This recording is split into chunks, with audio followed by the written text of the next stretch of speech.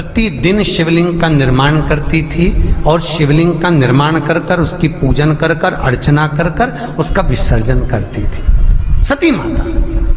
और माता सती का नियम था भगवान शंकर को पाने के लिए शिवलिंग का तो हमारे यहाँ शिव महापुराण में लिखा है कि पार्थिव शिवलिंग का निर्माण होना चाहिए। और पार्थिव शिवलिंग का निर्माण करना है तो उसके लिए भी वर्णन करा गया।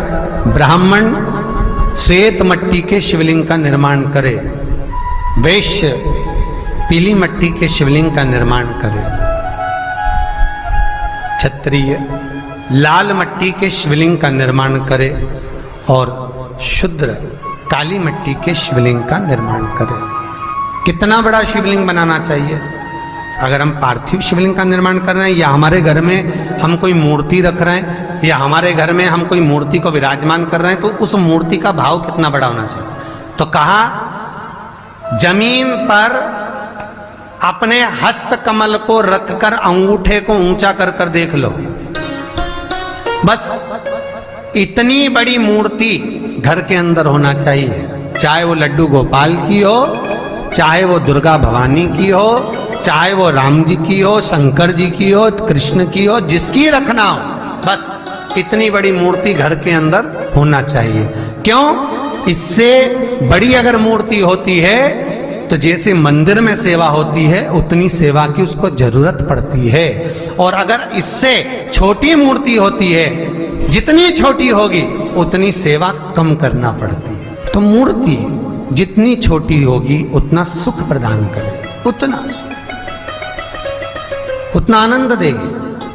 पर श्रावण के महीने में यदि आप रोज शिवलिंग नहीं बना सकते तो पूरे महीने में एक बार शंकर का शिवलिंग का पार्थिव शिवलिंग का निर्माण करना चाहिए, जरूर करना चाहिए। और पार्थिव शिवलिंग का निर्माण कर कर उसकी आराधना, उसकी अर्चना, उसकी पूजन करना चाहिए। नमः शिवाय, ओम नमः शिवाय, ओम नमः शिवाय, नमः शिवाय। पार्थिव शिवलिंग का जब भी निर्माण करें, किसी थाली में या पात्र में जिसमें भी आप निर्माण कर रहे हैं, उस पार्थिव शिवलिंग को बनाने से पहले उसके अंदर, पात्र के अंदर एक बेलपत्र रखे। बेलपत्र क्या? आपको कथा में कल कहा था, बेलपत्र का वृक्ष माता पार्वती के नयन अश्रु से प्रकट हुआ है और रुद्राक्ष का वृक्ष शंकर भगवान के नयन अश्रु से प्रकट हुआ है।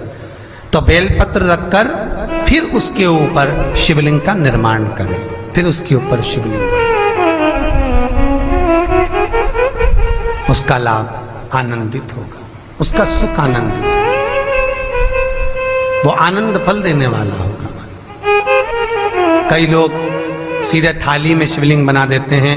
माता पार्वती के हस्त कमल पर शिवलिंग का निर्माण है महाराज, हस्त कमल सुख देने के लिए। तो भगवान शंकर के शिवलिंग का निर्माण करें। माता सती ने भी किया। यही श्रावण के महीने में माता सती शंकर भगवान के शिवलिंग का निर्माण करती है, पूजन करती है, अर्चना करती है। फिर शाम के समय उस शिवलिंग को मस्तक पर स्पर्श कर कर जलाशय में, कुंड में, जल में, बावड़ी में, कुएं में, तालाब में उसका विसर्जन करती है मां। दूसरा कारण कहा, सती शंकर को इसी श्रावण में रिझाई थी, इसलिए शंकर को श्रावण अति प्रिय है। कि पहले आती है नवमी, फिर आवेगी एकादशी, देवसोनी। तो भंडारिया नवमी का मतलब क्या होता है? भंडारिया नवमी का स्मरण क्या होता है? अभी आपको कहा था 9 जगह पर बेलपत्र चढ़ती है। भंडारिया नवमी का मतलब ही यही है कि भगवान विष्णु सोने जाने से पहले नवमी तिथि के दिन 9 बेलपत्र भगवान शंकर को समर्पित कर कर भगवान शिव के मंदिर में बैठकर भगवान शंकर की आराधना कर कर भगवान विष्णु लक्ष्मी जी के साथ अपनी सृष्टि का कार्यभार 4 महीने के लिए शंकर जी को सौंप देते हैं भंडारिया नवमी के दिन। और एकादशी के दिन से, देवसोनी एकादशी के दिन जब भगवान सोते हैं, उस दिन से भगवान शंकर पूरे कार्यभार को देखते हैं, पूरे कार्यभार। जब कार्यभार सौंपा गया, भगवान शंकर सृष्टि का संचालन करने लगे, तब ब्रह्मा और विष्णु ने आकर शंकर जी की आराधना यही श्रावण के महीने में करी थी कि आपने पूरा कार्य अच्छे से संभाला, इसलिए शंकर को श्रावण अति प्रिय है। यह तीसरा कारण है शंकर को श्रावण प्रियता का। अब शिव महापुराण की कथा करिए कि शंकर को श्रावण प्रिय चौथा कारण वर्णन करा कि ये कारण भगवान शंकर की आराधना माता पार्वती ने बाल्यपन से करी, खूब दिल से करी। भगवान शंकर